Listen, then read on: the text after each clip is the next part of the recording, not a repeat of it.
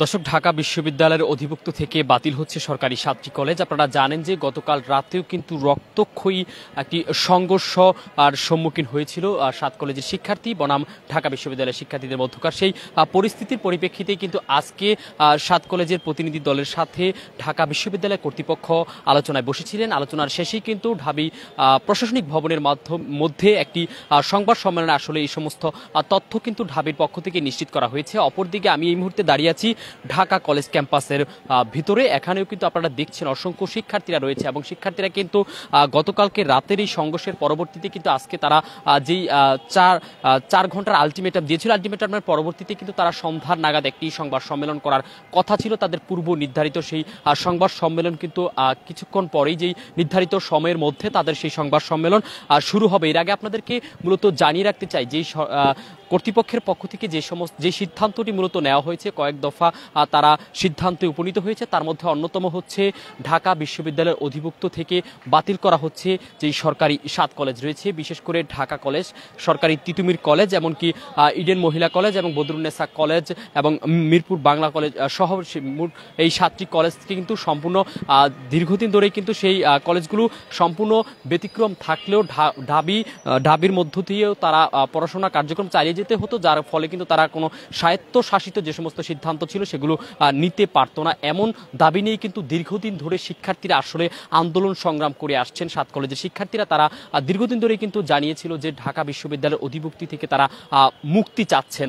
তো সেই পরিপ্রেক্ষিতে কিন্তু আজকে বিকেল নাগাদই কিন্তু মূলত এই সিদ্ধান্তটি এসেছে। তবে সেই সিদ্ধান্তের প্রেক্ষিতে আপনাদেরকে আরও একটি বিষয় জানাতে চাই, মূলত তারা ঠিক এখন কি স্বায়ত্তশাসিত আরও একটি পৃথক বিশ্ববিদ্যালয়ের আন্ডারে যাবে, নাকি জাতীয় বিশ্ববিদ্যালয়ের আন্ডারে গিয়ে তারা তাদের পাঠদান বা একাডেমিক কার্যক্রম পরিচালনা করবে কিনা সে বিষয়ে এখন পর্যন্ত সুনির্দিষ্ট কোনো তথ্য পাওয়া যায় না। ঠিক তবে যেই 2025 সালে যে সেশন শুরু হয়েছে, ঠিক এই মুহূর্তটাতে আসলে বিশ্ববিদ্যালয়ে যারা ভর্তি যুদ্ধে অংশ নেবে তারা ঠিক কোথায় যাবে, তাদের ভবিষ্যৎ কি, বা তারা কোন বিশ্ববিদ্যালয়ের আন্ডারে পড়াশোনা চালিয়ে যাবেন সে বিষয়ে কিন্তু এখন পর্যন্ত তথ্য নিশ্চিত করা হয়নি। তবে ঢাকা কলেজের অধ্যক্ষ যিনি কিছুক্ষণ আগে কিন্তু সংবাদ সম্মেলন করে কিছু বিষয় আমাদেরকে জানিয়েছিল, যার মধ্যে অন্যতম হচ্ছে তারা এই সমস্ত যে বিষয়গুলো রয়েছে সেগুলো তারা উত্থান করেছিল এবং এগুলো এখন পর্যন্ত আলোচনা এবং প্রক্রিয়াধীন রয়েছে।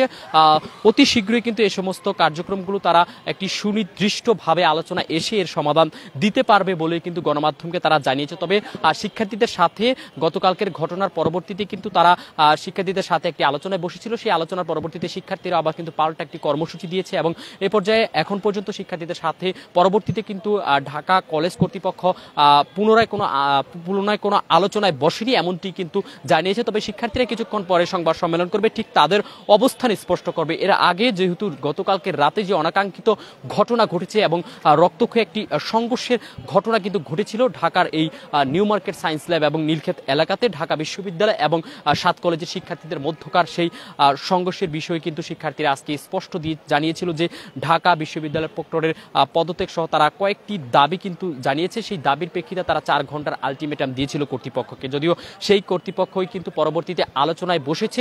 সকল কলেজের প্রতিনিধি দল, শিক্ষকদের প্রতিনিধি, এমনকি ঢাকা বিশ্ববিদ্যালয়ের প্রতিনিধিরা সে আলোচনায় বসেছে। সেই আলোচনার পরবর্তীতে কিন্তু আসলে স্পষ্ট হয়ে আসছে যে তাদের দীর্ঘদিনের যে দাবি রয়েছে, সেই দীর্ঘদিনের যে দাবি রয়েছে তারা ঢাকা বিশ্ববিদ্যালয় থেকে অভিযুক্ত বাতিল আছে, সেই দাবি কিন্তু অনেকটাই পূরণ হয়েছে বলেই কিন্তু এখন পর্যন্ত জানা যায়। তবে ঠিক কবে নাগাদ এটি পুরো দমে কার্যক্রমটি শুরু হবে সেটি কিন্তু এখন পর্যন্ত জানা যায় না।